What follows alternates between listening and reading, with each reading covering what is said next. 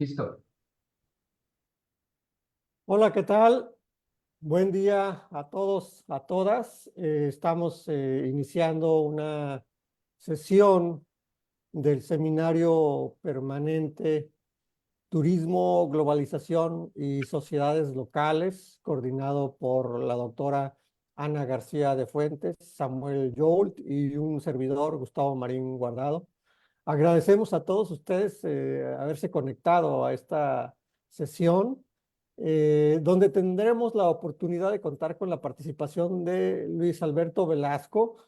Luis Alberto Velasco, gracias Luis por aceptar esta invitación. Luis es doctor en antropología por la Escuela de Altos Estudios en Ciencias Sociales de París. En su tesis doctoral interroga acerca de la constitución de Cancún, no solo como una marca turística anacrónica, sino como un lugar que busca también inscribirse en el tiempo histórico mexicano. A través de una reflexión a medio camino entre historia y antropología, se da la tarea de visibilizar los diversos debates y luchas con los ciertos grupos de cancunenses que han hecho frente a lo largo de varias décadas a los dilemas de una identidad local rasgada entre una caribeñidad plástica y una mexicanidad marginal. A lo largo de su trayectoria, ha sido becario de la Comisión Europea del Gobierno francés y el Consejo Nacional de Ciencia y Tecnología de México. Ha tenido la oportunidad de compartir su trabajo en diversas universidades y eventos académicos en México y una docena de países de América Latina y Europa. Es miembro de la red de investigación MESO, en donde coordina un seminario virtual mensual y ha sido colega de este seminario permanente desde 2013, cuando fue invitado a presentar el planteamiento de su entonces investigación de maestría. Recientemente se ha doctorado en la Escuela de Altos Estudios de París con una tesis precisamente sobre Cancún, y parte de esta investigación será expuesta en esta ocasión. Así que le damos la bienvenida a Luis Alberto. Te agradecemos la aceptación para presentar este trabajo, Luis, y pues tienes la palabra. Adelante. Muchas gracias. Voy a compartir pantalla.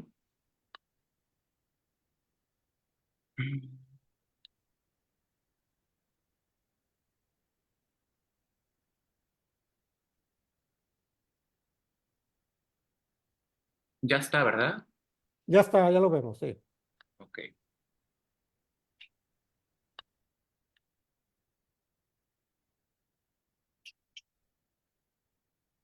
Bueno, buenos días, tardes a todos, dependiendo de dónde estén. Estoy muy contento de estar aquí, como bien decía Gustavo.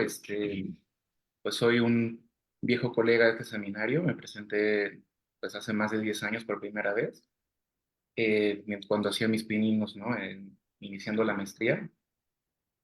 Y pues bueno, ahora vengo a presentar una parte, ¿no? De mi investigación doctoral. En realidad es solo un eje que tuve que sacar, convertir en otra narrativa, ¿no? Para no hacerlo tan largo. Este, y bueno, titulé mi presentación eh, Mexicanidad bajo sospecha, controversias en torno a la norteamericanización de Cancún, 1978-2008. Las fechas son más o menos indicativas, pero bueno. Quisiera iniciar haciendo alusión a aquellos días de 2003 en los que se llevó a cabo la famosa cumbre de la OMC en Cancún, de la Organización Mundial del Comercio. En esos días, ¿no? De septiembre de aquel año, el periodista Mark Cooper escribió para The Nation un reportaje, ¿no? En el que definía a Cancún, o al menos a su zona hotelera, como Globologoland en inglés. Es un término inventado, ¿no? Pero se refiere a una suerte de espejismo a medio camino o sea, que Cancún es una suerte de espejismo a medio camino entre México y Estados Unidos, un lugar, cito, que flota suspendido en su propio espacio físico, psicológico y comercial. Interesante, pues para muchos esta imagen de ciudad de fantasía es la que ha calado y persistido, tanto para locales como para foráneos, ¿no? la de ver a Cancún como una esquina del territorio nacional donde ya ni es México, como se escucha decir, un Miami con sabor a México, o de plano una mala copia de esto. Pero bueno, yo como cancunense y antropólogo me pregunto, o me preguntaba cuando iniciaba mi investigación doctoral, si siempre había sido así. Y buscaba entender, ¿no? esta compleja ciudad o las diferentes realidades de esta compleja ciudad, volteando a ver diferentes caras y episodios. Eso me llevó también durante mi investigación doctoral a convertirme un poco en abogado del diablo, este, porque poco a poco fui tornando la investigación de la antropología hacia la historia y encontrando nuevos enfoques. En ese sentido, en esta presentación vamos a asomarnos a Cancún desde otra óptica. Voy a intentar hilar una historia de lo no dicho, de la norteamericanización de Cancún, sus reveses y controversias, así como aquellas búsquedas de legitimidad local que se han dado a lo largo de los años en la frontera entre una caribeñidad plástica y una mexicanidad marginal, que es algo que para mí caracteriza un poco esa búsqueda de la identidad local. Este,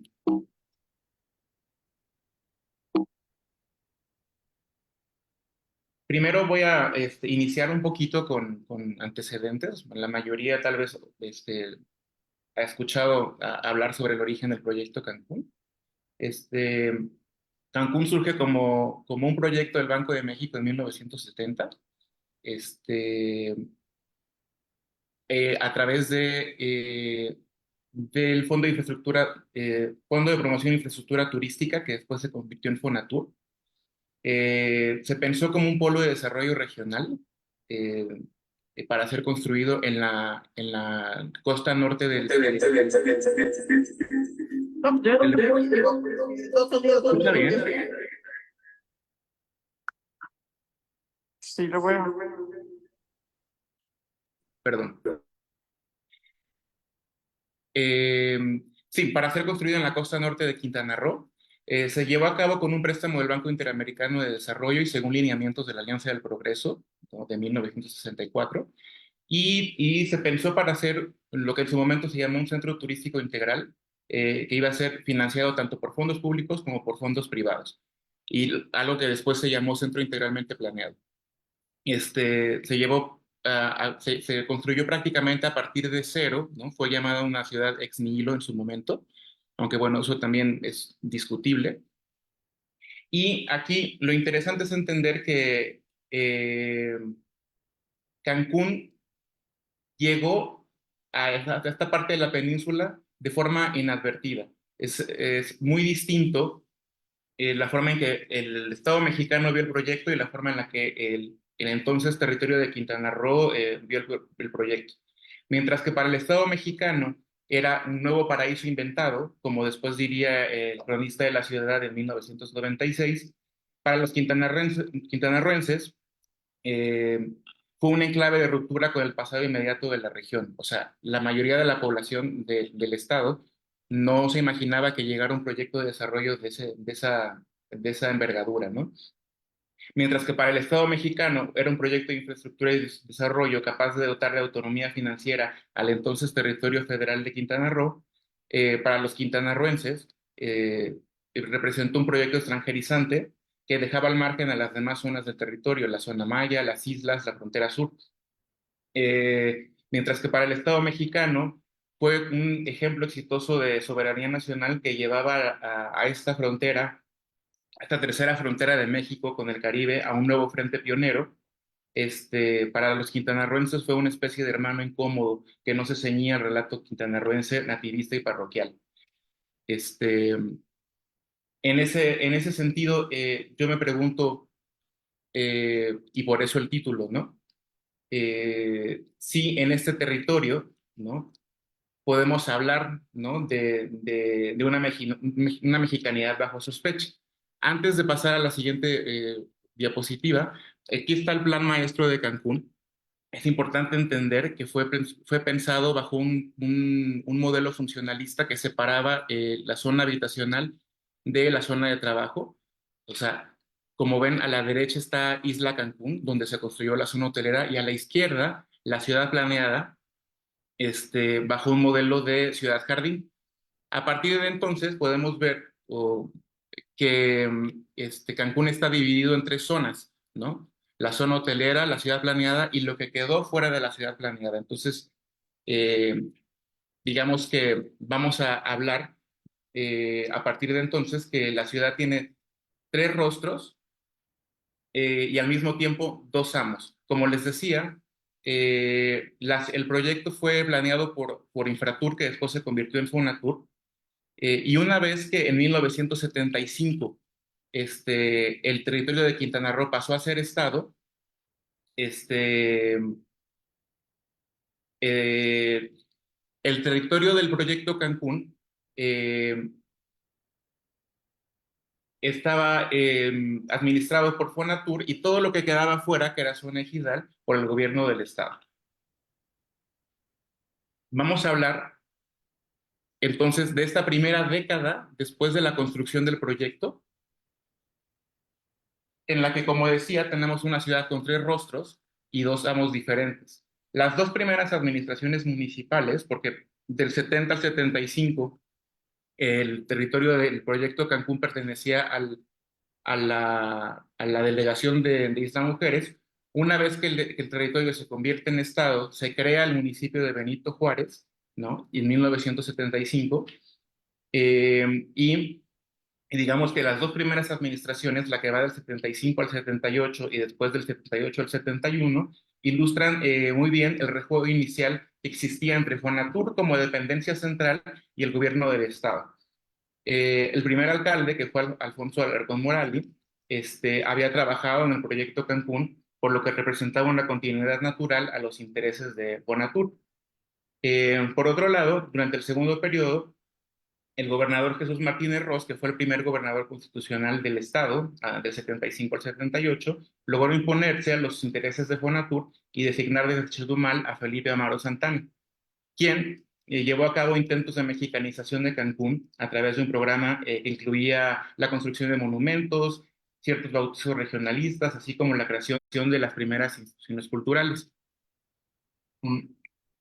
Como se muestra en la foto, tenemos ahí a Felipe Amaro junto al artista Pepe de Larra, cubano, a quien le había encargado la construcción del monumento acerca de la historia de México.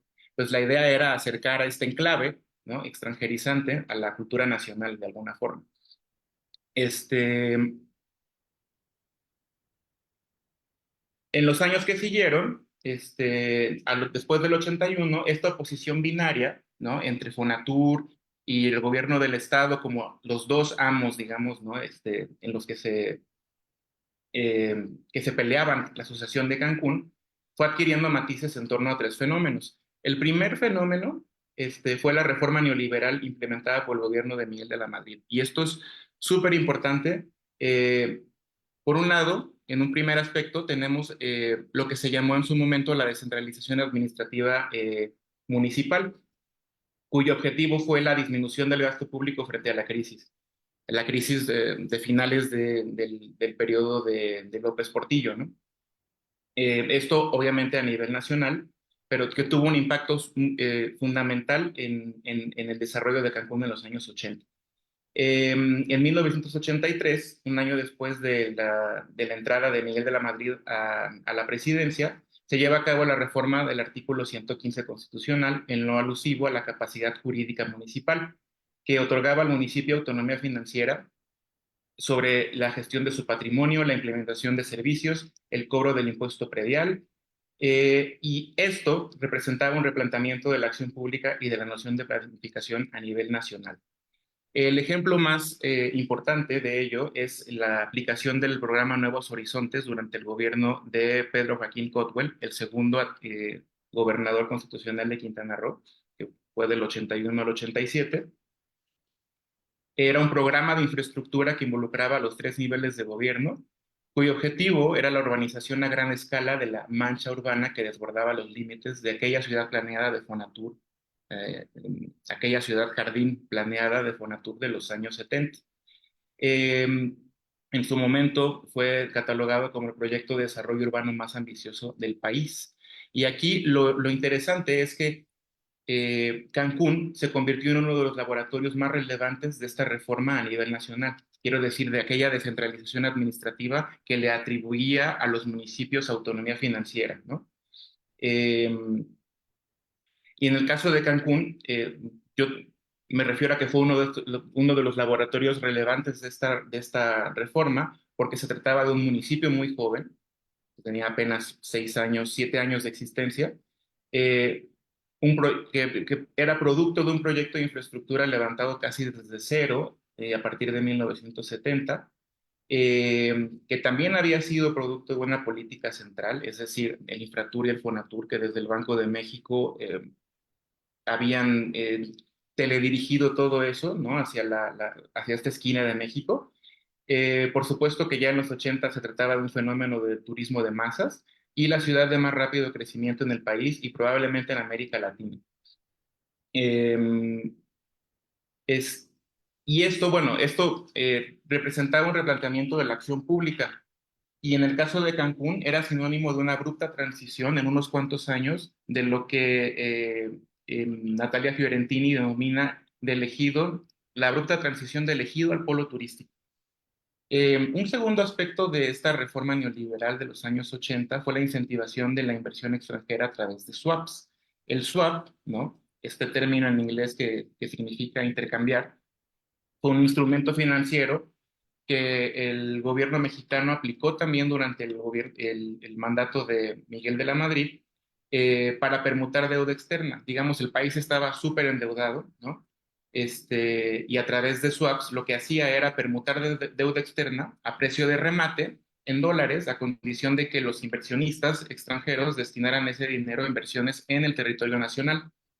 Esto resultó ser un negocio redondo en el ramo turístico, atrayendo capitales extranjeros, con los cuales se construyeron miles de habitaciones de hotel, especulando con estos swaps. El primero de estos fue el Hotel Oasis, que empezó a ser construido en 1986, posteriormente inaugurado en el 89. Fueron las primeras 1,000 habitaciones construidas con este tipo de instrumento financiero. Eh, y, eh, y fue un crecimiento súper veloz, de 1985, en que había 6,000 habitaciones de hotel, a 1990, que ya había 18,000 habitaciones de hotel. Entonces, como vemos, la década de los 80 fue la década de mayor crecimiento, o de crecimiento más veloz, digamos, en Cancún. La implementación de los swaps marcaría lo que Daniel Yarnó denominó como la firme retirada del gobierno mexicano de Cancún, que después de haber sido un resort auspiciado por el Estado, sería abandonado a las fuerzas del mercado. Lo interesante aquí, o sea, estos dos aspectos diferenciados de esta reforma neoliberal, porque ambos, o sea, pertenecen, digamos, a esta reforma. Por un lado, la descentralización administrativa municipal, y por otro lado, la incentivación de la inversión extranjera a través de estos swaps, es, digamos que una paradoja interesante, porque mientras el programa Nuevos Horizontes intentaba mitigar los rezagos sistémicos del otro Cancún, o sea, de toda esa parte de la ciudad donde se habían instalado muchos migrantes en tierras ejidales, ¿no? Que no habían sido para nada regularizadas, este, digamos que el programa Nuevos Horizontes se encargaba de mitigar estos rezagos. Por otro lado, la implementación de los swaps unos cuantos años después, lo que haría sería volver a profundizar esta brecha, ¿no? Una paradoja de esos años, ¿no? El siguiente, bueno, antes de pasar la diapositiva, aquí podemos ver abajo el Hotel Oasis, que fue el primer hotel que se construyó con ese tipo de financiamiento. El siguiente fenómeno que hay que recalcar durante esta década es el movimiento nativista. El nativismo en Quintana Roo, el movimiento heredero del Comité Pro Territorio de 1931 y del Congreso Constituyente de 1974, que había hecho la constitución para la conversión de territorio federal a Estado en Quintana Roo, y que era encabezado por Jesús Martínez Ros, que fue en 1975 electo como primer gobernador constitucional del Estado. En 1987, cuando Pedro Joaquín Caldwell terminaba su mandato como gobernador, se creó algo que se llamó el Movimiento de Unificación Quintanarroense, el MUC, con el lema Quintana Roo para los quintanarroenses. El cometido de este movimiento era bloquear la candidatura del alcalde de Cancún en ese entonces, Joaquín González Castro, a la gubernatura porque no era nativo, o sea, porque no era quintanarroense nativo. Bajo esta óptica, el sur del estado era visto como la cuna de la identidad estatal y Cancún como una ciudad sin nativos y que por ende, pues, no eran plenamente quintanarroenses, ¿no? Esto es importante porque esos contrapesos políticos y económicos marcaron hasta los años 2000 más o menos, ¿no? ¿Qué tipo de política se hacía en el municipio de Benito Juárez, Cancún, ¿no? Porque si bien todos los demás municipios del ahora estado se habían quedado fuera de la repartición del pastel turístico, digamos que Cancún era la joya de la corona, se sentían desplazados de alguna forma. Lo que hacía Chetumal o las élites políticas era imponer a los alcaldes de Cancún, ¿no? Como dije al principio, después de Alfonso Alarcón Morali, que fue el único alcalde que había sido parte del proyecto Cancún y que había trabajado en Fonatur, a partir del segundo alcalde, hasta 1996, todos los alcaldes fueron enviados de Chetumal. O sea, estaban de alguna forma, o sea, colaboraban con el gobierno del estado. Eh, Era una forma de hacer un contrapeso político a la dominancia económica de Cancún, ¿no? El tercer fenómeno, ¿no?, que hay que tomar en cuenta en esta década es el movimiento nativista, perdón, la Vuelta al Caribe.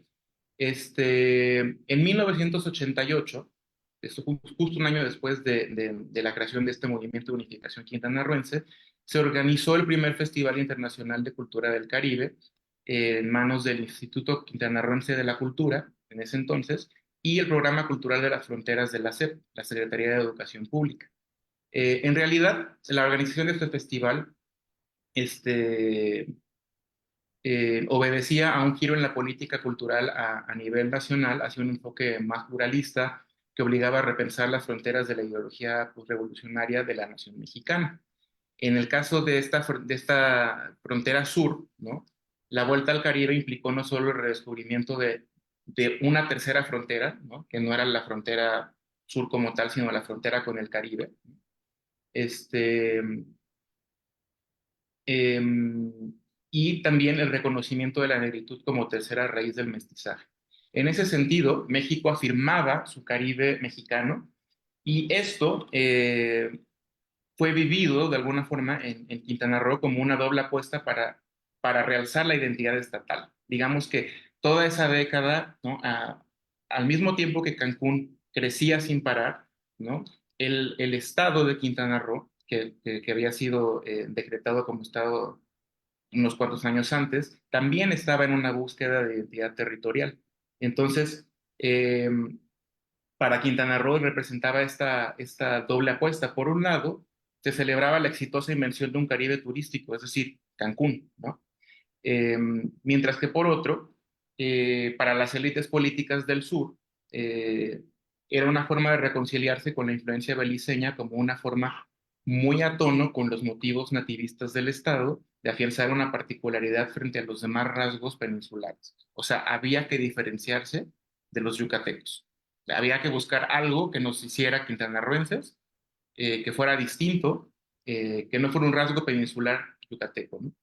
Ese mismo año, unos cuantos meses después, eh, en septiembre, el huracán Gilberto azotó la costa norte de Quintana Roo.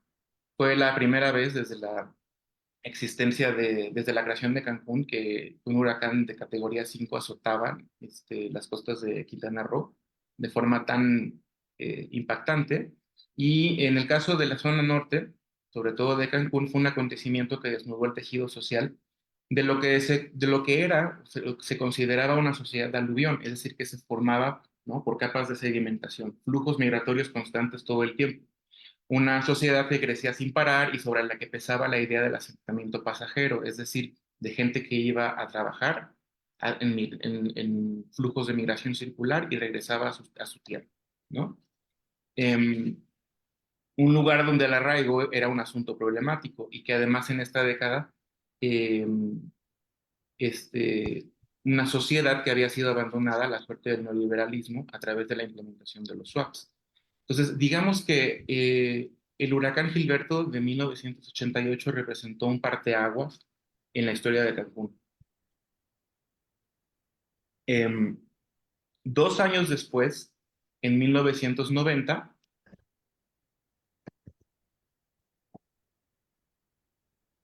se lleva a cabo un foro que se tituló La migración hacia Cancún.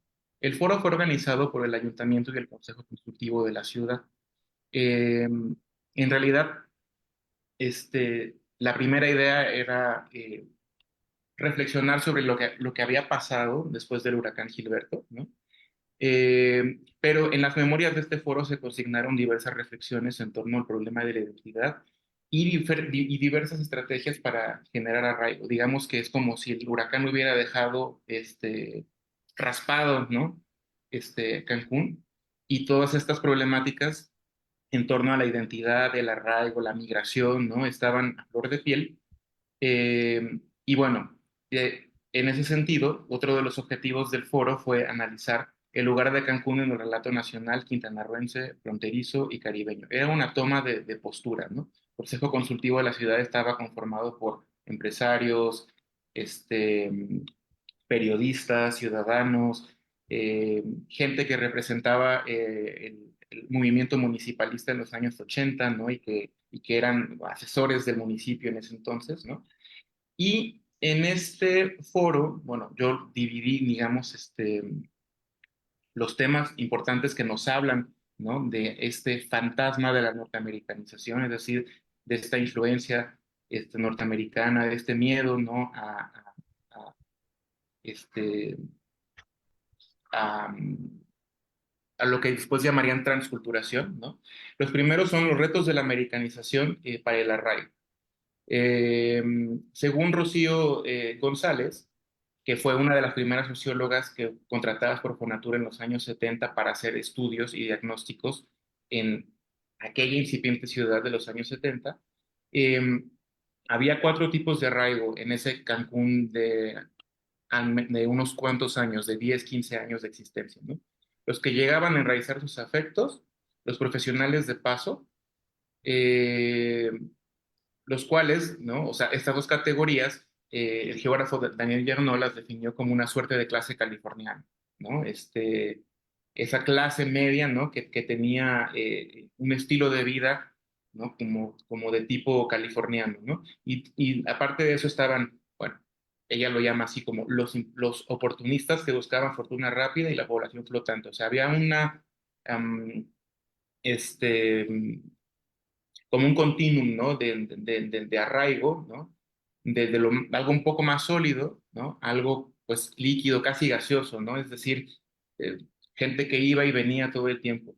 Eh, si bien Cancún había sido un proyecto pensado desde afuera y hacia afuera, es decir, un organismo federal que había creado condiciones para el turismo internacional, hablo de Fonatur, y que además, o sea, había creado una ciudad que, que había sido gobernado los últimos años por políticos que venían de Chetumal, o sea, parecía que todo era teledirigido desde fuera, ¿no? Este, esta socióloga decía o planteaba que turismo y gringo no debían de ser sinónimos. La masificación del turismo generaba la banalización de lo mexicano frente a lo estadounidense. Por ejemplo, que al turista se le ofrecían salsas en Chile, música sin ritmo tropical, artesanías de souvenir y se notaba obviamente la presencia de letreros en inglés, que por cierto ya en 1981 había dado lugar a la creación del Comité de Defensa del Idioma Español por parte de otra socióloga municipalista que se llamó María Cristina Castro Sariñana. Em, Perdón. Así como o sea, como se generaba la banalización de lo mexicano frente a lo estadounidense, ¿no? Esta misma dinámica a la inversa daba cabida a la influencia norteamericana sobre los modos de vida locales. Eh, Otro punto que se trató en este foro tenía que ver con los riesgos de la masificación turística y la pérdida de la autenticidad como destino turístico, ¿no? Esto lo abordó sobre todo un arquitecto famoso, también pionero de Cancún, que se llamó Jorge Lobo. Este, Él decía que la pérdida de la autenticidad derivaba de la destrucción del paisaje y de la desvinculación con la cultura nacional. Y iniciaba, o decía en alguna parte de su intervención, ya no somos el Cancún del primer póster, ¿no? Aquel Cancún donde este, salen unas huellas, ¿no? Sobre la arena prístina que supuestamente no había sido tocada en no sé cuántos años, ¿no? Según él, mantener esa autenticidad estaría ligada a la dignificación de la vida del local, así como al cuidado del medio ambiente, ¿no? Digamos que el crecimiento que había tenido Cancún con la implementación de los swaps iba en dirección opuesta a esto, ¿no? Es la triplicación del número de habitaciones de hotel, pues lo que hacía era acelerar el crecimiento, ¿no? Y casi rebasar la capacidad de carga que se había planteado el proyecto desde el principio. Em, es interesante cómo hablan de autenticidad del destino turístico, es decir, cómo por un lado ligada al paisaje y por otro lado ligada a la cultura nacional, ¿no? Y que esto se tendría que mantener dignificando la vida del local. Esto tenía un antecedente, ¿no? Eh, Me refiero al proyecto de Salvador Ramos Bustamante desde la CROC, un sindicalista discípulo de Vicente Lombardo Toledano y que era pionero de la organización sindical en los primeros hoteles de Cancún. Para él, este proyecto sindical de proteger los derechos laborales habla mucho de la propina, el lugar que tiene la propina, ¿no? Era una forma de resistencia a la americanización de Cancún, sin llegar a la radicalización de las relaciones con los empresarios. Esto es interesante porque son cosas que normalmente no se dicen, y por eso hablo de lo no dicho, ¿no? No se dicen todas estas controversias, todos estos debates, estos dilemas, ¿no? Entre si Cancún había sido un cachorro del imperio desde el inicio o si había pugnas internas, ¿no? Por luchar contra una tendencia hacia la norteamericanización o una tendencia hacia la mexicanización, ¿no? Este, por último, o sea, el último punto interesante que se tocó en este foro, justamente tiene que ver con uno de los fenómenos de los que hablé, que fue la descentralización administrativa municipal, y que aquí, bueno, se presentaban como debates de municipalismo, de la corriente municipalista, y en realidad era una preocupación compartida por ciudadanos, políticos y empresarios cancunenses por afirmarse como mexicanos, sobre todo ante ese afán sospechosista del nativismo estatal de ver a Cancún como un proyecto extranjerizante. Eh, el movimiento municipalista sirvió como una forma de posicionarse y se hablaba de una identificación con la patria chica, que en este caso era Cancún y su municipio, Benito Juárez. Y por ende, el municipio se veía como célula del arraigo, ¿no?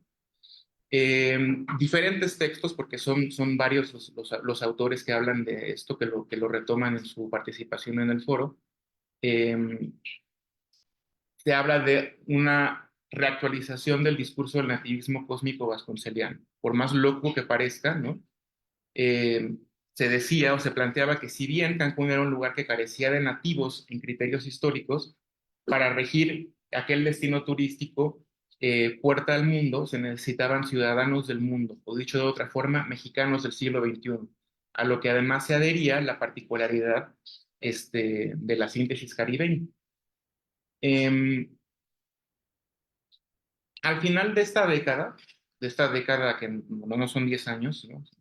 1978 a 1990, eh, ¿qué tenemos?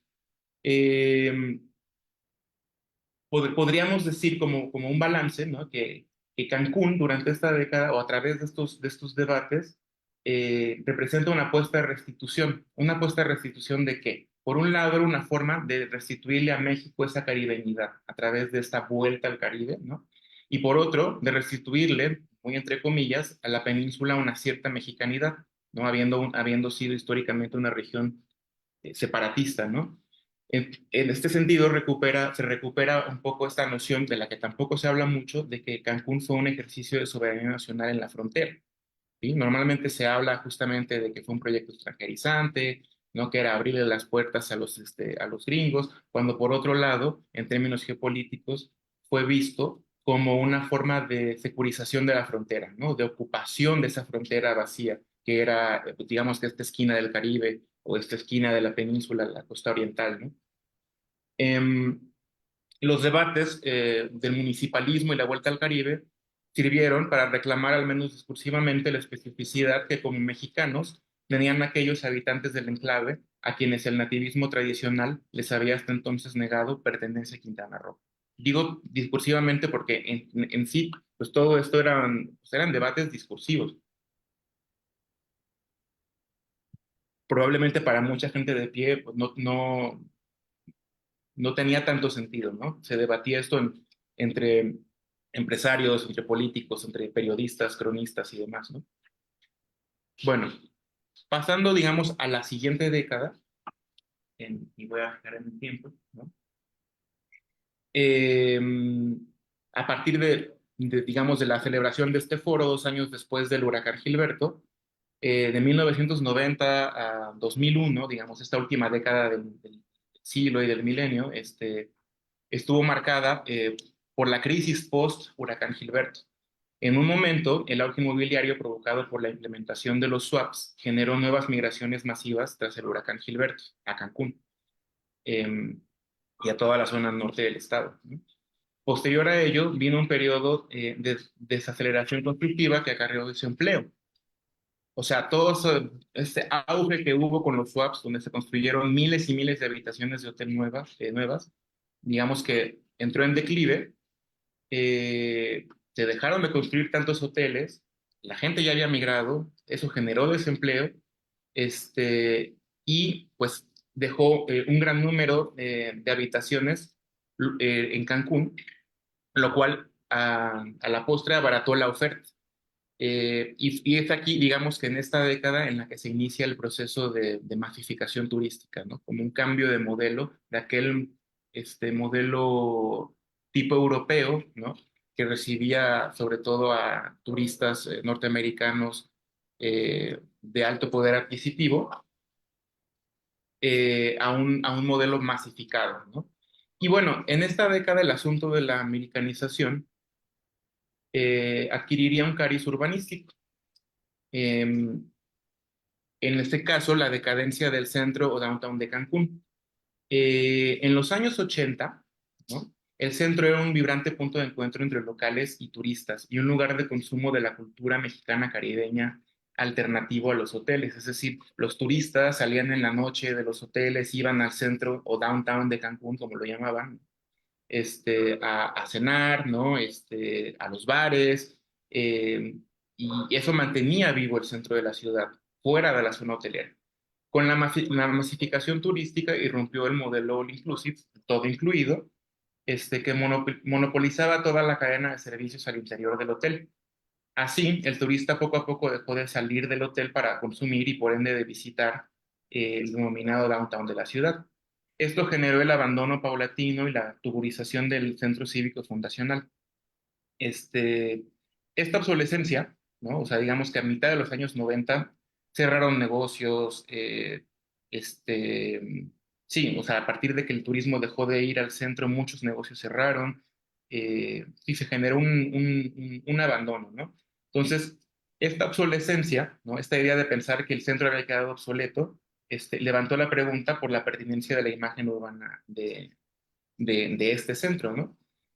Como dije rápidamente al principio, el centro de Cancún había sido pensado bajo el modelo de supermanzanas como una ciudad jardín, es decir, no tenía un centro ortogonal endamero como los demás pueblos o ciudades de México que databan, no sé, de la colonia o del México independiente, ¿no? Es decir, tenían otro modelo urbano. Y por eso, digamos que no era el único caso Cancún, pero se consideraba un caso atípico en el urbanismo nacional. Eh,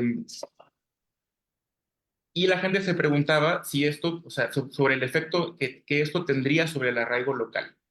A raíz de esto, en 1995 se creó el Comité de Reactivación del Centro de Cancún, liderado por empresarios locales que buscaban justamente darle un toque más típico al centro para reactivar. Este, en la prensa empezaron a circular encabezados, ¿no? Como los que tenemos aquí en la diapositiva, describiendo a Cancún como una ciudad sin estilo, ¿no? Dice, estar parado en Cancún es como no saber en dónde se está, si en Estados Unidos o en un pueblo desconocido, dice aquí Carla García en una nota de prensa, ¿no? Se hace referencia a Cancún como una ciudad sin referencias, valga la redundancia, y esto era algo que remitía a los riesgos de la estandarización, ¿no? Si estar en Cancún era igual, ¿no? A estar en cualquier otro lugar turístico del mundo con playa, ¿no? Este, para la gente local, el llamado modelo inglés, ¿no? Como se hace referencia en el segundo encabezado, esa ciudad jardín no iba con las costumbres mexicanas. Se hablaba entonces de una búsqueda de un lugar común ante la falta de un centro histórico tradicional, ya fuera un parque al estilo de Chapultepec en México, de los Colomos en Guadalajara, o de una plaza cívica, que sí existía, lo único es que pues no era la típica plaza donde había una iglesia, el Palacio Municipal, ¿no? Y un mercado. Digamos que esos elementos estaban separados en el caso de Cancún. Am, a la derecha vemos en chiquito una imagen del Parque de las Palapas, que era el parque central de una supermanzana, que pasó a funcionar, ¿no? Como plaza central. No era su cometido, pero eso es lo que la gente hacía en el Parque de las Palapas. Pero a pesar de que había una iglesia a un costado, el Palacio Municipal quedaba del otro lado, ¿no? Cruzando una avenida, y eso generaba desconcentración de símbolos urbanos, ¿no? Con los años el debate escaló hacia la posibilidad de un nuevo centro histórico, em, no solo con motivos urbanos tradicionales de la cultura mexicana, sino que además incluyeron frente de agua. Es decir, la gente quería que el centro cívico fundacional, o sea, este centro de la ciudad de Cancún atípico, ¿no? Se moviera, que hicieran un nuevo centro en otra parte y que tuviera un malecón, que era una deuda histórica con el pueblo de Cancún, ¿no? Porque pues la zona hotelera, digamos que era una ciudad aparte. Este, y bueno, se empezó a hablar sobre la posibilidad de mover este centro a lo que iba a ser Puerto Cancún eventualmente, o a lo que iba a ser Malecón San Buenaventura, después llamado Malecón Cancún, después llamado el famoso Malecón Tajamar, este, y por fin tener no solo un centro con motivos de la cultura nacional, sino que además tuviera un frente de agua, ¿no? Un frente de un malecón. Em, A la par de esto, durante esta década, la migración traería mayor estratificación social, espacial y étnica. Por un lado, se hablaba de la desmayanización del campo peninsular. Empezaron a aparecer términos antropológicos como transculturación, ¿no? O transculturización, como está escrito aquí en uno de los encabezados de nota, ¿no? Em, y se hablaba de la pérdida de la identidad étnica derivada de la migración hacia Cancún y de la modernización que de ahí se desprendía. Sin embargo, varios estudios sociológicos y antropológicos de la época mostraban que los migrantes indígenas tendían a mayanizar la ciudad y que la identidad étnica se preservaba hasta la segunda generación. Por otro lado, si bien la identidad étnica no se perdía en la segunda generación, Cancún era el caldo de cultivo ideal para la exclusión socioétnica. Fenotipo, habla, origen eran factores que combinaban a cierta población a una esfera subalterna del turismo, por no corresponder a los cánones sociales y estéticos que la industria de las cuatro S, Season, Sun and Sex, exacerbaba. Algunos ejemplos de esto: se celebraba el origen ancestral de la población autóctona, los mayas con M mayúscula, pero se discriminaba el origen socioétnico real, ¿no? Se había popularizado en aquellos años el término mayita, en una forma despectiva de referirse a la gente indígena de la región, ¿no? En el ámbito laboral, el cuerpo era uniformado con indumentaria folclórica, las mucamas, los conserjes, los botones, ¿no? Tenían indumentaria con motivos, ¿no? Folclóricos. Pero, por otro lado, los apellidos mayas eran discriminados para ciertos puestos de trabajo, ¿no? Esto se consigna en crónicas, en entrevistas, y por supuesto en la prensa, ¿no? El balance de esta década, Como tú quieras, ¿no? Como tú guste, yo, como tú quieras. ay, ¿te escucha? Sí. Mauricio, por favor, cerrar el micrófono. Gracias. El balance de esta década es que la respuesta a Perdón. la crisis post-Gilberto había sido el crecimiento ultranza. No solo continuar con la implementación de los swaps a principios de los 90, eh, sino simplemente que se hacía un balance positivo del crecimiento, ¿no? Pese a los desajustes urbanos ya advertidos. Cancún se veía para sus 25 años en 1995 y eso se repite en un montón de notas de prensa como una ciudad madura, ¿no? Y los problemas que la migración acarreaba se veían como resultado del éxito en lugar de haber generado un autocuestionamiento frente a la falla estructural de este polo de desarrollo, ¿no? Como la geógrafa Ana García había dicho desde los años 70, el problema de la prevención capitalista en el marco del subdesarrollo. Entonces siempre se decía, el problema de la migración en realidad de lo que nos habla es del éxito de Cancún, ¿no? O sea, había digamos que esta ceguera al respecto. La división del estado de Quintana Roo se había consolidado para estos años entre un norte costero y turístico, un centro étnico y rural y un sur administrativo. Y fueron también años cruciales para la institución de un origen común, en los que se empezó, digamos, a institucionalizar em, la celebración de la llegada de los primeros pioneros, pero la mexicanidad continuaba bajo sospecha. Como el cronista de Isla Mujeres, Fidel Villanueva, diría en una serie de notas, ¿no? Eh, de caribeños mexicanos, habíamos pasado a transculturados y contaminados. El alejamiento de la cultura caribeña y caribeña mexicana nos hacía perder la autenticidad como destino turístico, ¿no? Y esos cancunenses de otrora, esos cancunenses de antes, ya no eran los de hoy, ¿no? En otra nota también se hablaba de que Cancún era la síntesis de los dos Méxicos de Bonfil Batalla, eh, sobre todo de cara a una creciente norteamericanización y polarización socioétnica y territorial, ¿no? Y como después Cristino Oehmigen diría, ¿no? Que Cancún era uno de los enclaves fundadores del México imaginario, ¿no? De Bonfil Batalla. Por último,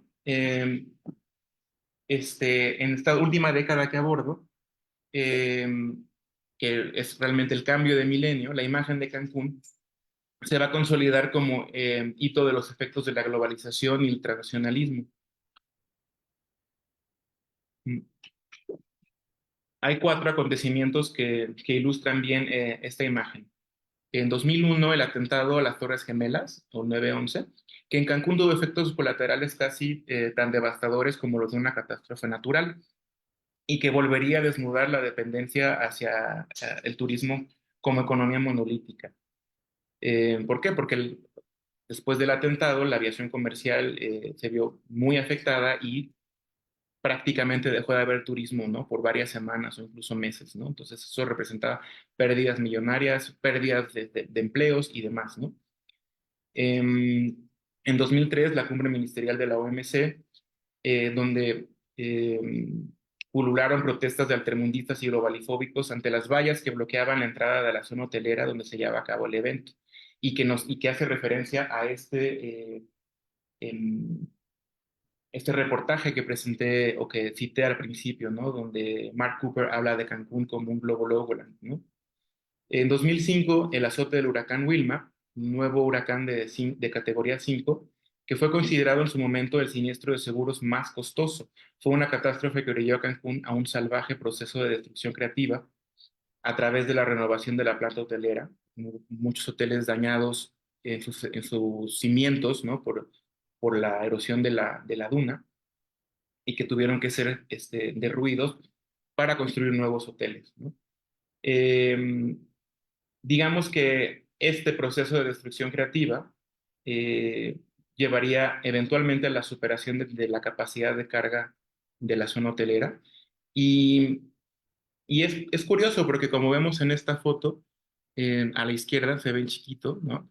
Los hoteles o las cadenas hoteleras empezaron a poner lonas con lemas o con eslóganes, digamos que alardeando sobre esta destrucción creativa, ¿no? Ahí dice, solo hay algo más apasionante que haber construido el hotel más bello, hacerlo una vez más, ¿no? Este es el Hotel Aqua en la zona hotelera, ¿no? Y a la par de esta destrucción creativa que renovaría la planta hotelera, ¿no? Digamos que se culminó con la artificialización del paisaje en la zona hotelera. ¿Por qué? Porque con la erosión de la duna se tuvo que reconstruir completamente toda la playa de la zona hotelera, con lo cual, sí, la isla Cancún podríamos decir que finalmente era un paisaje completamente artificial. Y estos dos eventos o estos dos fenómenos que fueron más o menos simultáneos y que llevarían a la superación de la capacidad de carga de la zona hotelera, también generarían la pérdida gradual de los metros lineales de playa pública. El último evento fue finalmente el divorcio entre la ciudad y el mar. Entonces, esta búsqueda de los años 90 por tener un centro litoral en alguno de esos proyectos náuticos que se habían considerado desde el Plan Maestro, Puerto Cancún o el Malecón San Buenaventura, ambos fracasaron. En algún momento, Fonatur y el gobierno municipal desistieron de mover el centro cívico hacia estos proyectos náuticos, este, beneficiando en su lugar, ¿no? Lo que hoy es Puerto Cancún y bueno, del otro lado Malecón Tajamar, que es un proyecto cancelado, ¿no? Cerrando la puerta hacia la democratización del litoral cancunense en beneficio de la población local. ¿Por qué? Porque en su lugar se construyó una gated community donde el mar quedó prácticamente privatizado, ¿no? Para los ocupantes de Puerto Cancún. Y ya para terminar, yo me pregunto, ¿no? O sea, después de esta revisión, que en realidad es un eje dentro de una narrativa dentro de mi tesis, ¿no? Si para el cambio de milenio podríamos hablar de Cancún como Gringolandia, haciendo alusión a aquel artículo de Rebecca Torres y Janet Mommsen, ¿no? Que se llama Gringolandia, ¿no? O si podemos hablar de una metrópoli mexicano-caribeña. Digamos que el momento en el momento en el que Cancún empieza a establecer su mito de origen, ¿no? Digamos unos 20, 30 años después, es también cuando se empieza a percibir esta desconexión con su autenticidad mexicano-caribeña. Si bien desde el origen del proyecto, en los 70, hubo un factor de ruptura con el pasado inmediato de la región, o sea, Cancún era una enclave que llegó y se injertó de alguna forma. 20 años después, este rasgo vuelve a aparecer, ¿no? Con el auge neoliberal y la estandarización y la masificación que este auge implicó en el turismo, ¿no? Parecería que de manera casi teleológica Cancún tomó para estos años su lugar como Gringolandia, ¿no? Lo digo obviamente con ironía, ¿no? Esa vocación extranjerizante que durante años se mantuvo bajo sospecha. Entonces digo, aquí la dejo para seguir con la discusión y muchas gracias. Muchas gracias, Luis, por tu presentación que ha sido muy interesante, muy bien documentada y donde planteas procesos pues muy relevantes para la discusión de antropólogos, sociólogos, geógrafos. Entonces, pues vamos a iniciar una ronda de preguntas y comentarios. Estoy seguro que algunas personas que estamos participando a través de la plataforma tienen alguna pregunta o comentario, e igualmente consultaremos con Juan si hay comentarios a través de Facebook, que también estamos transmitiendo. Hasta Bueno, ahora no sé si alguien quiere comenzar. Ujú. Cristina o Michelle, por favor, adelante. Hola, pues muchísimas gracias por esta exposición, Luis, muy interesante. Una perspectiva que pues yo desconocía eh, y que tiene que ver mucho con este sentido de las élites, pienso yo, las élites de la región que se disputan el poder político y económico de la zona. A mí me llamaba mucho la atención cuando empecé a ir a Cancún, por ahí de 2009, 2010, que incluso esta preocupación de cuál es la identidad, ¿no? A mí me llamaba mucho la atención que incluso a nivel popular se hablara de la identidad cancunense, que pues siendo la cuestión de la identidad un tema que proviene de la psicología y que posteriormente es retomado por la antropología y la sociología, de pronto se haya popularizado. eh, y que se haya convertido así en uno de los temas que se platicaban fuera, ¿no? Ahora, esto tiene mucho que ver con los discursos y con la manera en cómo la gente tendemos a representar un espacio, ¿no? O sea, los imaginarios del turismo. Pues todavía, yo pienso que además de estos imaginarios que tiene que ver si Cancún sigue siendo Gringolandia, pues el simple hecho de que uy, de los millones, ahorita no tengo a la mano la cifra, pero es un destino preferencial turístico de los estadounidenses de la costa este y de los canadienses. O sea, si lo comparamos con la cantidad de turistas mexicanos. Una cosa que muchas veces no se habla es, por ejemplo, el número de días, o sea, cuando son mucho menos los turistas mexicanos que los estadounidenses. O sea, eso hablando en términos del turismo. En términos de la gente que reside ahí, pues obviamente, pues la población local, ¿no? Donde hay una gran cantidad de personas que son de Yucatán, de Veracruz, de Tabasco, principalmente. Pero esta idea eh, de promover una identidad propiamente quintanarroense, pues como que está muy relacionada, ¿no? Con las élites, con la familia Joaquín y ellos, no sé tú qué opinas. Ahora, por otro lado, pues sí se quiere cancunizar o se quiere volver regional estos procesos de turistificación en donde también el gobierno federal pues le ha metido bastante empeño y mucho dinero. Ahora que ya no va a estar Fonatur, este, mm, ¿quién se va a hacer cargo de tanto de la promoción como del mantenimiento que el gobierno federal le daba a Cancún? No sé si tú tengas información sobre eso. Ya, preguntas dispersas, pero bueno. A ver si Gracias. me captaste. Muchas gracias. Eh, Adelante, Luis, adelante. ok. Bueno, en realidad la última parte es la pregunta, ¿no? O sea, esa cuestión de si quién se haría cargo, quién se va a hacer cargo de la zona que está bajo tutela de Fonatur. En realidad no sé muy bien qué va a pasar, pero esto, como dicen, como te expuso, o incluso como dijiste en algún momento, ¿no? O sea, es un problema desde el inicio de la creación del proyecto, porque lo que hizo el Banco de México fue expropiar 12,000 hectáreas, 12,700 hectáreas del ejido de Isla Mujeres para el proyecto Cancún. Este, Esas las dejó obviamente bajo tutela de Fonatur. Ahí se construyó, incluía la isla Cancún donde se hizo la zona hotelera, donde se hizo la ciudad planeada.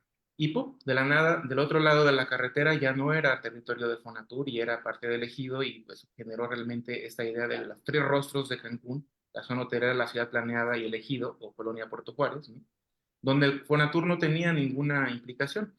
Con los pasos de los años, que es algo que, bueno, no mencioné porque, bueno, igual es demasiada información, o sea, la ciudad se fue municipalizando. Fonatur fue entregando al gobierno municipal la tutela de diferentes zonas y de diferentes servicios de la ciudad.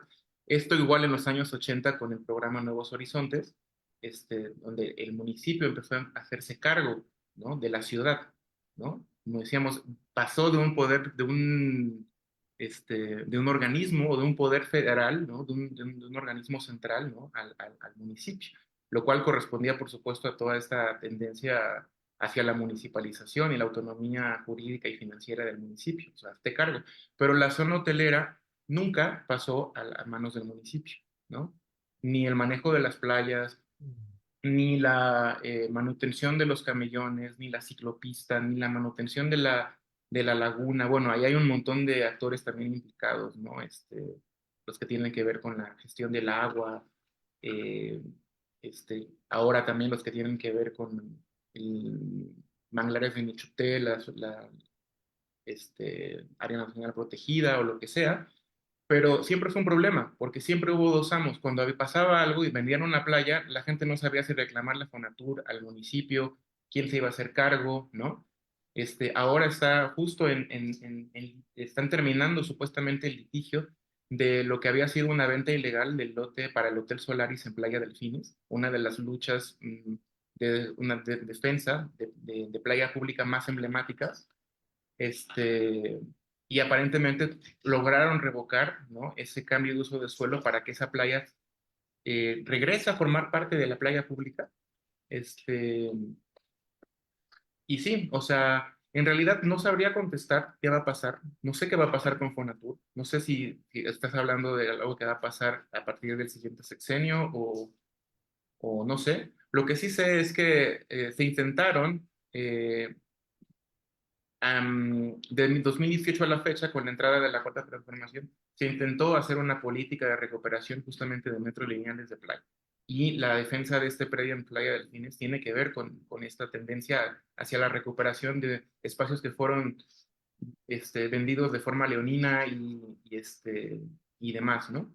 No sé si contesto a tu pregunta, pero bueno, todo lo demás que dices sobre el tema de la identidad en Cancún y en Quintana Roo, cómo está popularizado, cómo es un tema que se habla, sí, o sea, se habla prácticamente en los medios de comunicación, en las calles, hay campañas, y, y demás, pues sí, o sea, eso es lo que podría decir. Eh, Bueno, gracias. Sí, es que yo tampoco sé qué va a pasar ahora que ya no va a estar Fonatur. Se supone que todo va a quedar en manos de los gobiernos estatales y municipales. Y es que ahorita sí hay cierto descontento también entre los hoteleros, por lo que he visto, porque pues ya no se le da mantenimiento a los jardines, Ujú, está muy desolado con la sequía, dicen que sí, ese paraíso se está destruyendo, en fin, como que hay cierto abandono. ujú, ujú. Sí, pues me toca investigar, ¿no? Vengo Sí, igual saliendo de un proceso de... claro. Oye, Ujú, ¿vas a publicar tu trabajo? sí me gustaría publicarlo, ya Ay, sea, pues sí, ya sea en para forma de un conseguir. librito o en forma de artículos. Ay, ojalá que sea pronto. Gracias. Gracias. Gracias, Cristina, gracias, Luis. Bueno, hay un comentario de la doctora Ana que está en una computadora que no es la de su casa y por tanto tiene otro nombre, se llama Rocío, pero escribe porque no tiene acceso al micrófono. Y hace dos preguntas. Uno, sobre las élites locales, los nativistas, ¿cómo están compuestos estos grupos? ¿Cuál es su origen? ¿Es uno o dos, Chetumal y Cozumel? La segunda pregunta, ¿cómo se dio y se corta, disminuye, acaba la movilidad social de los migrantes que llegan a Cancún? Ok. Eh, en cuanto a la primera pregunta sobre las élites regionales, locales, no sé, estatales, tal vez, eh, sí, en efecto son dos grupos, el, la élite política de Cozumel y la élite política de Chetumal. Recordemos que Cozumel es más antiguo como asentamiento que Chetumal. Cozumel y Isla Mujeres. En general, las islas fueron pobladas a mediados del siglo XIX con mestizos blancos, yucatecos que escapaban de la guerra de castas, y que en ese sentido ocuparon las islas para, digamos, salir del conflicto, ¿no? Algunos se fueron a Belice, ¿no? A lo que es hoy San Pedro, o a diferentes pueblos del norte de Belice. Otros se fueron a las islas. Y en el caso de Chetumal, que se fundó en 1898 por mandato de Porfirio Díaz, ¿no? Justamente para establecer la frontera con la entonces Honduras británica. Entonces, claro, ahí hay varios años de diferencia. Chetumal fue poblado con migrantes de retorno, yucatecos, ¿no? Peninsulares que habían justamente escapado a la guerra de castas hacia Belice y que fueron llamados de vuelta a la nación, ¿no? Para poblar esta frontera. Y después, bueno, familias yucatecas que fueron migrando, ¿no? Eh, eh, en sí, el grupo Cozumel, pues se conforma de las familias burguesas, o sea, de una burguesía local antigua, ¿no? Como la familia Joaquín, ¿no? Que está muy metida, obviamente, en política. Eh, Nassim, Joaquín, o sea, hay apellidos por ahí también de origen libanés, ¿no? Y bueno, la élite chetumaleña, que fueron, o sea, ¿cómo se dice? Lideraron de alguna forma este movimiento del que hice mención, el Movimiento de Unificación Quintanarroense, y que, bueno, a la cabeza está el que fue el primer gobernador constitucional de Quintana Roo, Jesús Martínez Ros, que por cierto era de origen hondureño, ¿no? Eh, y pues tiene que ver con esta idea, ¿no? De que Chetumal es una ciudad caribeña con influencia afrobeliceña, que muchos años fue invisibilizada, y de ahí, de alguna forma, ambas élites se valen para desprestigiar, como en algún momento dije, o se han valido, ¿no? Eso ha cambiado mucho, ¿no? Ahora que 50 años después de la creación de Cancún, eso ha cambiado mucho, pero en las primeras 2 décadas era un debate, es decir, si, como dije, si estas élites políticas, entre comillas, habían quedado fuera de la repartición del pastel turístico que representaba Cancún, pues se la cobraban. El contrapeso político era imponerle a Cancún los alcaldes, ¿no? De 1978 hasta 1996, en que entra Rafael Lara como el primer alcalde pionero cancunense, no chetumaleño, no mandado por la élite chetumaleña, ¿no? Siempre hubo alcaldes externos, ¿no? Em, y, y bueno, a nivel de las gubernaturas, eh, por lo que entiendo, lo que han hecho es repartirse, ¿no? O sea, las gubernaturas. Primero fue Jesús Martínez Ros, que representaba la élite política de Chetumal. Después fue Joaquín, este, este, Joaquín Codwell, ¿no? Después fue otro cozumeleño, ¿no? Miguel Borge Papá, ¿no? Que es papá del que fue gobernador hace 15 años, ¿no? Bueno, después fue Mario Villanueva Madrid, que venía de la élite chetumaleña. Entonces digamos que se las iban turnando, ¿no? Y pues eso cambió con la llegada de Mara Lezama a la gubernatura, ¿no? Digamos que es una política cancunense, ¿no? Y digamos que ese balance de contrapesos cambió a partir de eso, ¿no? La segunda pregunta, Sobre movilidad social de los migrantes. ¿cómo se dio? Em, bueno, hay varios esquemas para entender la movilidad social de los migrantes. Por ejemplo, y siempre he sabido que la mayoría de los migrantes desde los años 70, en que se construyeron los primeros hoteles, a los años 80, ¿no? Que se dio este auge inmobiliario tremendo, ¿no? Donde siempre había flujos migratorios, ¿no? Inmigración circular, sobre todo hombres de la península, de varias regiones de la península, ¿no? Eh, que migraban, ¿no? Por temporadas a trabajar a Cancún y después regresaban a sus comunidades para el momento de la faena o la fajina o la cosecha, la siembra, o sea, seguían un poco el calendario ritual, ¿no? Para establecer estos flujos migratorios circulares, pero poco a poco, obviamente, muchos se fueron quedando, fueron llevando a sus familias. Entonces, el típico esquema era que llegaban, se dedicaban a la industria de la construcción y de ahí se insertaban en la industria hotelera, ¿no? O sí, en el trabajo hotelero, ¿no? Es decir, entraban de guardias, de garroteros, de ahí pasaban a meseros, y poco a poco ocupando otros puestos dentro de la estructura, yo diría, social y estética del propio hotel, o sea, como esta idea de el papá que llegó como albañil, de ahí se volvió trabajador de un hotel, pero digamos que trabajador de las entrañas del hotel, ¿no? Y de ahí su hijo probablemente en algún momento se hizo animador, o sea, hay todo este esquema de cómo se insertan en el trabajo hotelero, pero también está el esquema de los que llegan, se dedican a la construcción o cualquier tipo de trabajo similar y poco a poco van poniendo negocios, ¿no? Eh, y bueno, también ahí cambia según el tipo de migración, ¿no? Porque los primeros 15 años, la migración preponderante, la migración étnica preponderante fue peninsular, o sea, mayas yucatecos, muy entre comillas, ¿no? Porque siempre hay diferencias si vienen de la región, de la zona maya de Quintana Roo, de la región maicera de Yucatán, de la zona de Niquenera, es muy distinto, ¿no?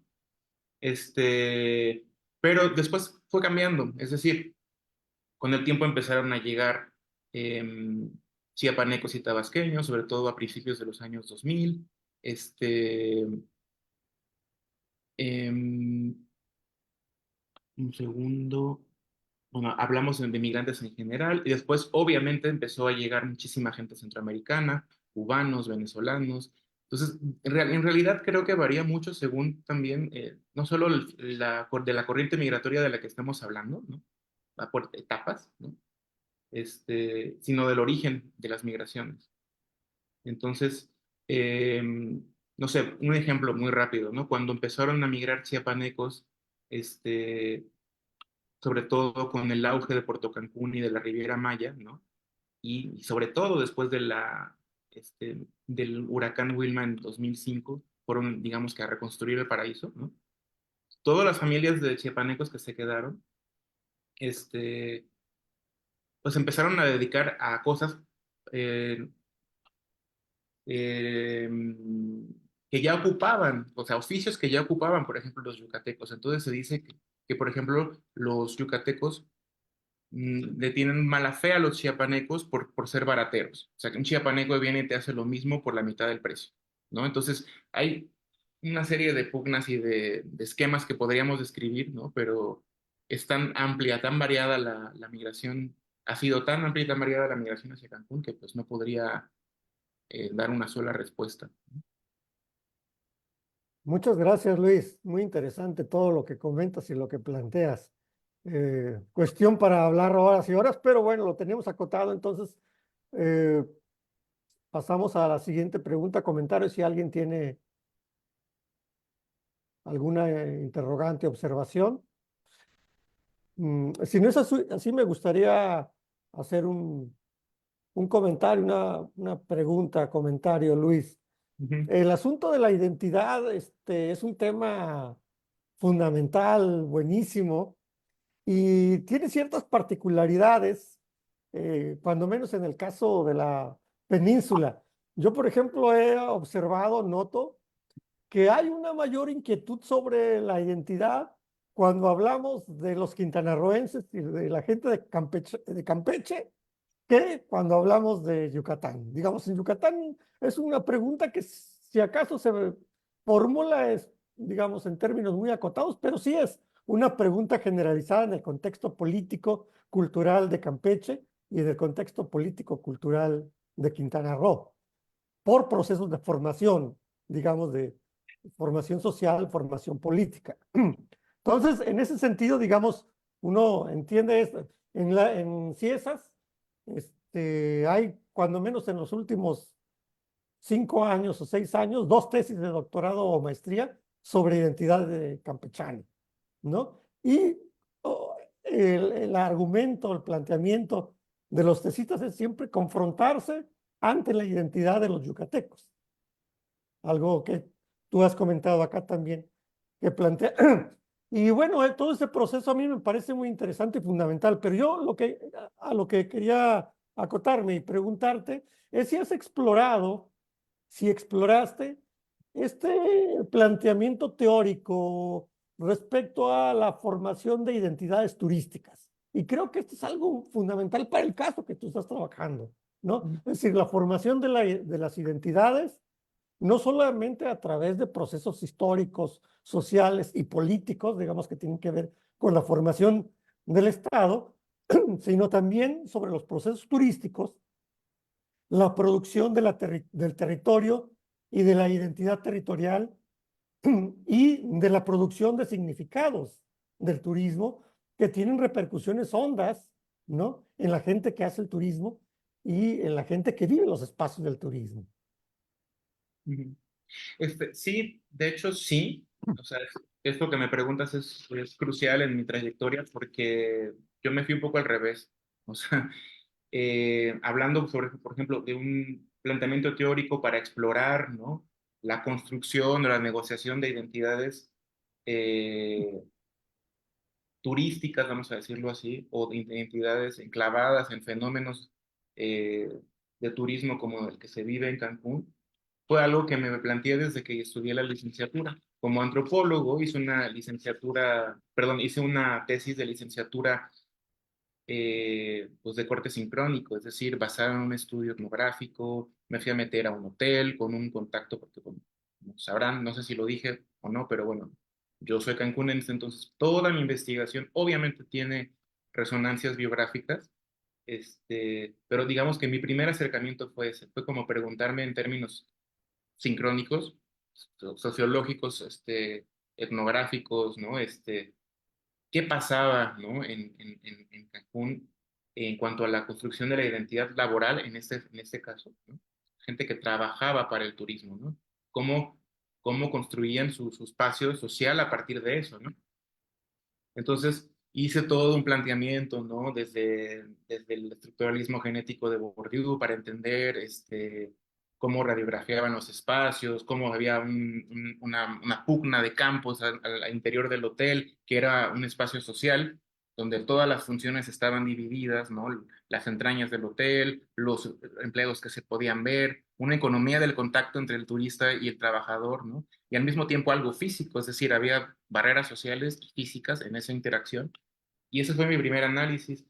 Y cuando terminé mi tesis de licenciatura, justamente me hice esa pregunta como de, bueno, aquí yo estoy ya tirando rollo, ¿no? Teórico, diciendo que la identidad es tal, ¿no? Y me metía también con ondas de geografía social, ¿no?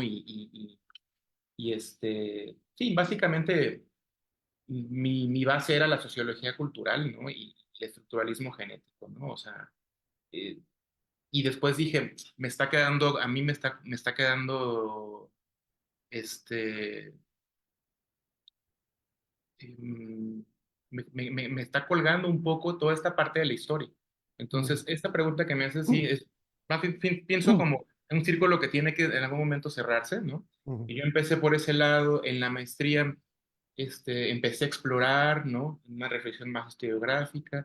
Mi tesis de maestría está acotada a los primeros 10 años del proyecto Cancún, justamente como para dar respuesta a esa misma pregunta que yo me había planteado.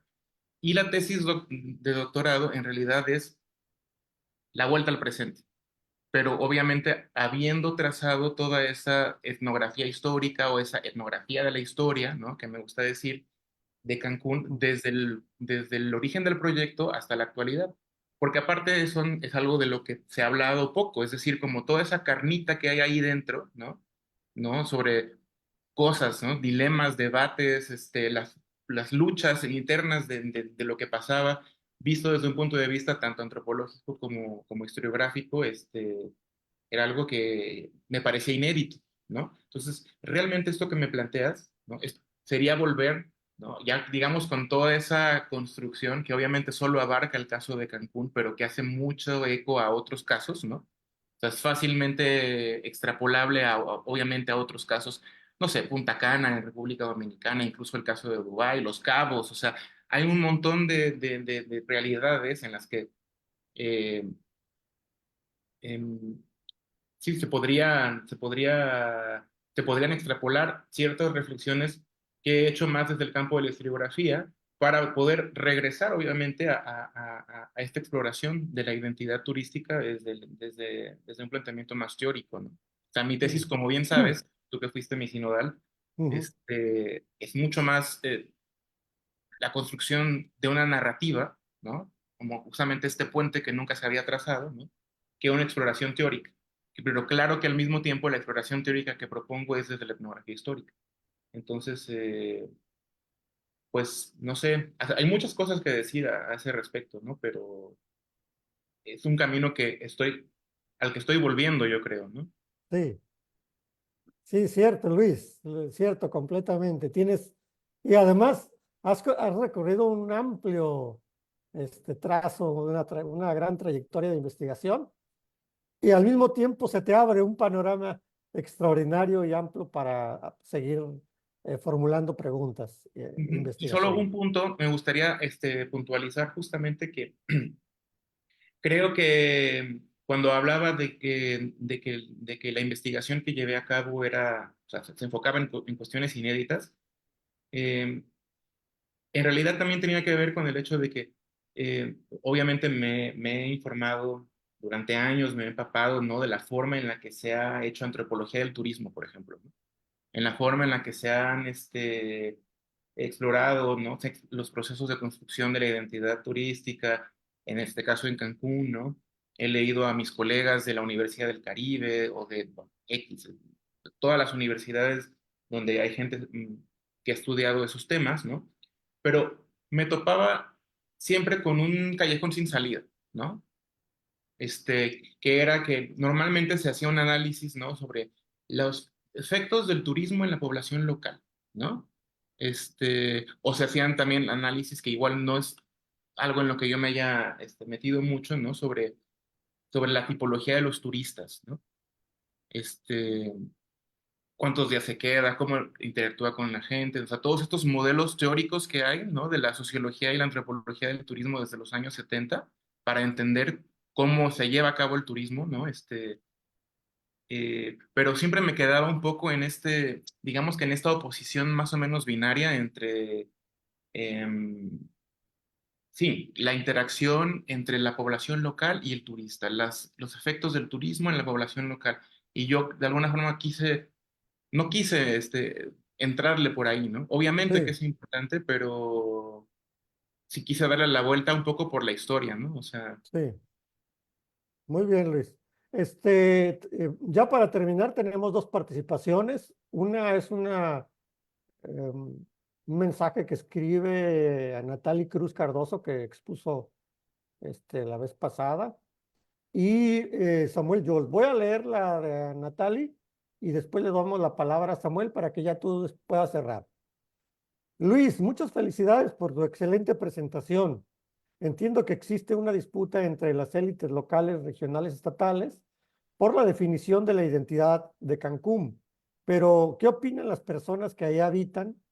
¿Cómo se perciben ellos más allá de los discursos oficiales y de las élites?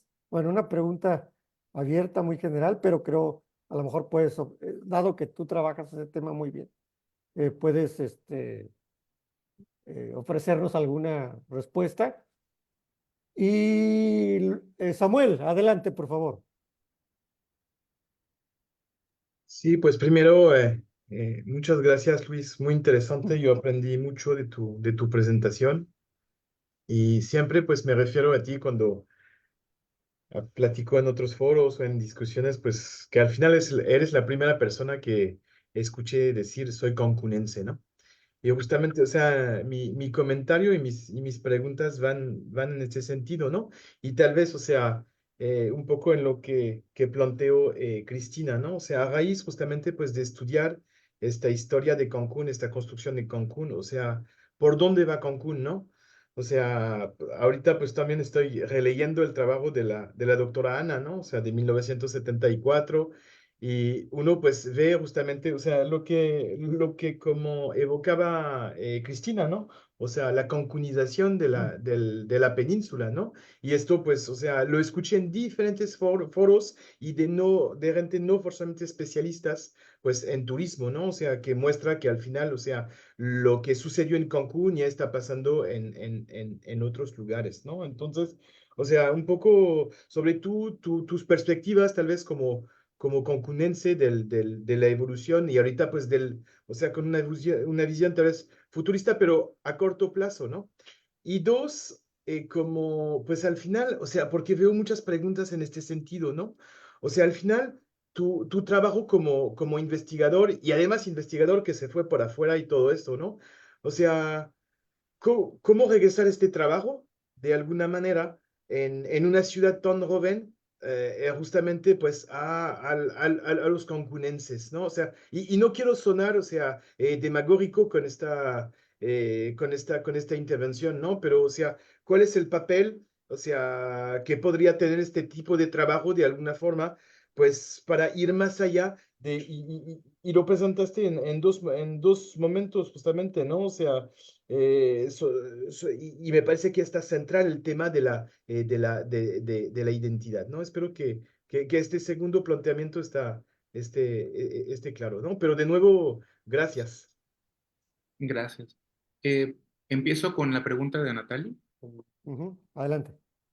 Em, Esta es una excelente pregunta y aparte es una pregunta que siempre me hacen y con toda razón porque efectivamente, ¿no? Bueno, ahora digamos que todo lo que abordé corresponde, ¿no? Digamos que a las 3 décadas intermedias, que es ese interior del sándwich, ¿no? Siempre, ahora lo pienso así, ¿no? Como que cuando hablamos de Cancún, normalmente hablamos de las tapas del sándwich. Hablamos del origen y hablamos de lo que está pasando en el presente. Lo que sea que se defina como el presente etnográfico, una serie de años actuales, ¿no? Pero digamos que esas 3 décadas, y por eso quise tomar ese eje para esta exposición, pues están ahí medio perdidas muchas veces, a no ser que sean menciones al huracán Gilberto o al huracán Wilma o cosas muy específicas, normalmente no hay mucha exploración, ¿no? Al respecto. Entonces, claro, o sea, tener una etnografía histórica al respecto, es decir, como voz de informante, ¿no? En perspectiva histórica sobre lo que pasó en esas décadas. No, no es algo que yo haya trabajado tal cual. Yo me basé, o sea, lo que hice, porque es muy difícil aparte reconstruir un pasado así, ¿no? Fue em, basarme de documentos escritos, crónicas, memorias de foros, prensa, otros artículos, y demás, ¿no? Pero también enfocando mi trabajo justamente hacia un proceso de producción. Lo que yo analizo, y bueno, no es algo específico de esta exposición, sino más bien de mi trabajo de tesis doctoral en general, es que lo que analizo es la producción de un relato. Eh, la producción en términos de esfera pública, es decir, cómo se escribieron las crónicas, quién las escribió, dónde estaban los empresarios, los políticos, digamos, los que hacían el teje y maneje de la vida pública en Cancún, no necesariamente una historia oral o historias de vida sobre la gente, aunque sí las hay, ¿no? Normalmente el trabajo que yo hice fue más enfocado en personas que fueran públicas, justamente pensando en captar este proceso de producción y de circulación de estos relatos, em, sí, de estas narrativas de identidad, ¿no? Pero es algo que queda pendiente justamente es hacer la contraparte.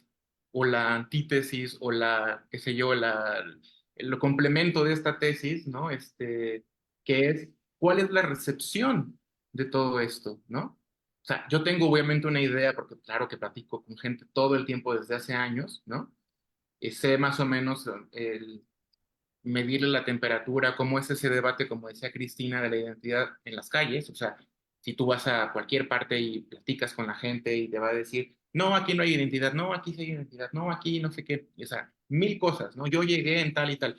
Lo que yo quería evitar justamente era el anecdotismo, ¿no? O sea, hacer una etnografía histórica saliendo de la trampa del anecdotismo, que, o sea, hubiera sido de otra forma, mm, una manera de generar también un relato triunfalista y un poco anodino, ¿no? De lo que es Cancún. Porque todo el mundo tiene una historia de éxito. O sea, la gente te va a contar siempre su historia de éxito, ¿no? Yo llegué, yo hice, yo abrí, yo vi, yo vi, o sea, mil cosas. Este, Obviamente también al hacer esta investigación sobre la producción de relatos, también me enfrenté y también es algo que me preguntaron, ¿no? Recientemente sobre si no estaba haciendo también una narrativa hegemónica de la ciudad, ¿no? Al decir que sí había una identidad y tratar de demostrar por qué, ¿no? Cuando también hay muchas historias de fracaso y de violencia estructural y de mil cosas, simplemente para mí es que eso es otra tesis, es otro tipo de investigación, es una etnografía de años, ¿no? De proceder de otra forma, acercándose a la gente en diferentes esferas.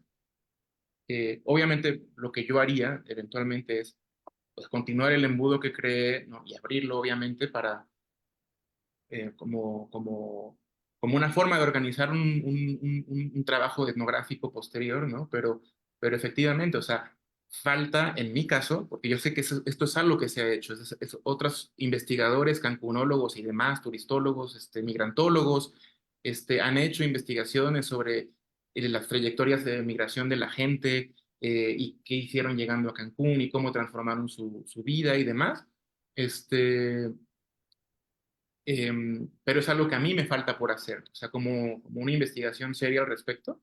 Pero sí, o sea, siempre me preguntan, ¿y qué onda con las personas que viven, la gente de a pie? Como decía al principio de la investigación, probablemente todos esos debates sobre el nativismo y sobre el municipalismo, ¿no? Y sobre que el municipio era la célula del arraigo y la vuelta al Caribe y que somos caribeños, realmente, probablemente en los 80 no era algo que la gente discutiera en la calle, ¿no? O sea, no sé, creo que algo por ahí contesté a lo que me preguntaste, ¿no? Y bueno, en cuanto a lo de Samuel, voy a empezar por atrás. ¿Cómo regresar el trabajo a los cancunenses?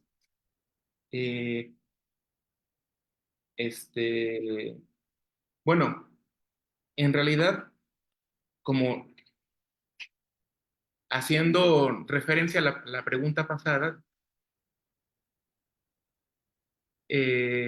no voy a pretender, ¿no? Que la restitución del trabajo sea, no sé, como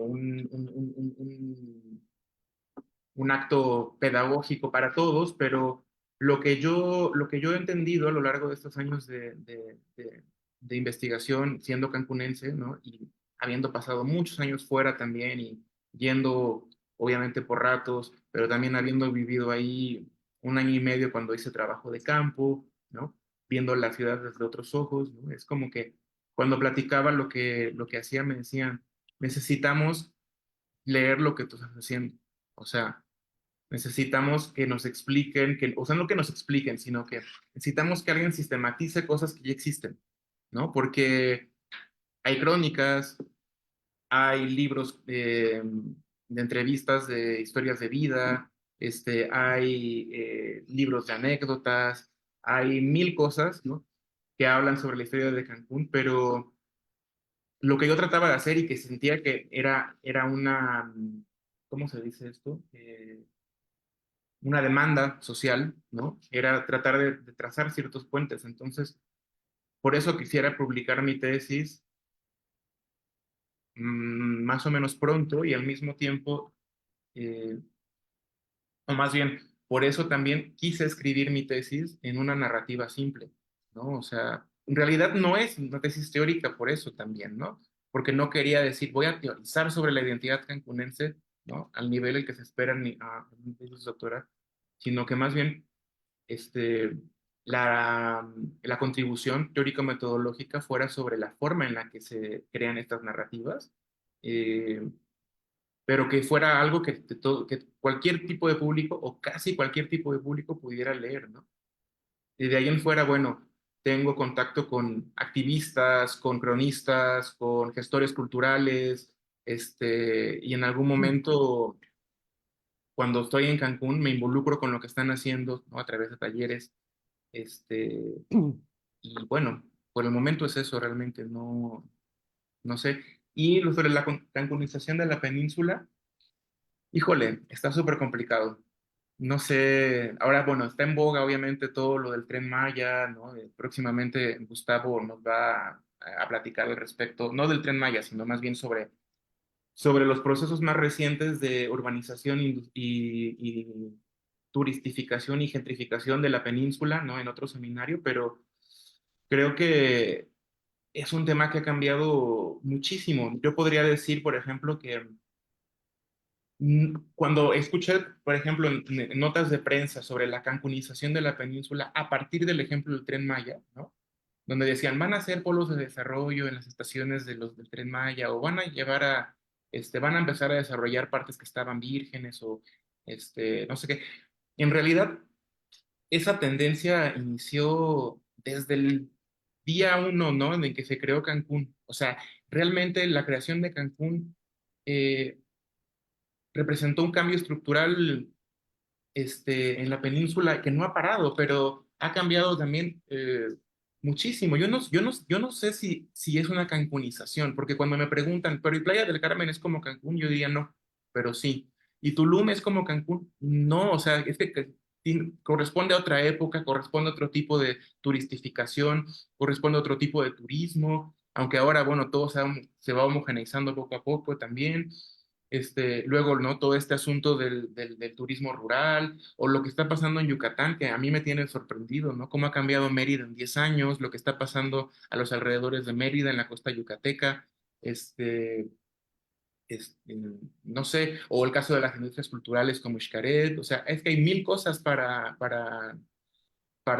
reflexionar, ¿no? O sea, yo no sé si es una cancunización, ¿no? Como decían, van a ser cancuncitos por todos lados. Y es algo que ya había platicado con Gustavo en algún momento, y es que eh, se olvida, ¿no? A veces se nos olvida recolocar a Cancún en su momento histórico, o sea, la forma en que se propuso, obviamente Cancún en los años 70, siguiendo un polo de desarrollo, al estilo del polo de desarrollo francés y todas estas teorías desarrollistas de la época, pero también utilizando planes maestros funcionalistas, separando los espacios, y también pensando en que había una ideología un poco utópica detrás de eso, ¿no? Que muchos dicen, ay, pero tú lo dices para defender a Cancún, para decir que no todo es malo y que no es un cachorro del imperio, pero en realidad el Cancún de los años 70 sí tenía algo de utópico y era algo contradictorio porque al mismo tiempo, del otro lado de la moneda tenía cosas muy oscuras, ¿no? O sea, entonces es bien complicado. Yo no diría que sea una cancunización tal cual, sino que más bien Cancún fue el fenómeno que obviamente eh, este, pues abrió el camino a todo lo que iba a pasar, ¿no? En los siguientes 50 años y lo que está pasando ahora, ¿no? Entonces, bueno, eso es lo que podría decir. No sé si contesté, pero bueno, obviamente es una plática para un curso, un seminario, qué sé yo, ¿no?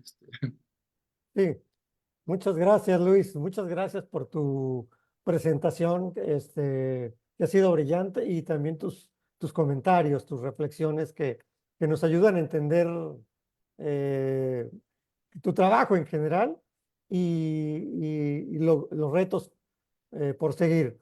Hay comentarios, Mauricio y de Paula, y los dos encaminados a preguntarte cómo tienen acceso a tu tesis, dónde la pueden conseguir, cómo la pueden ¿A cómo pueden acceder a ella? Seguramente es una pregunta que tienen el resto de los participantes. Entonces, a ese respecto, ¿qué pasa, Luis?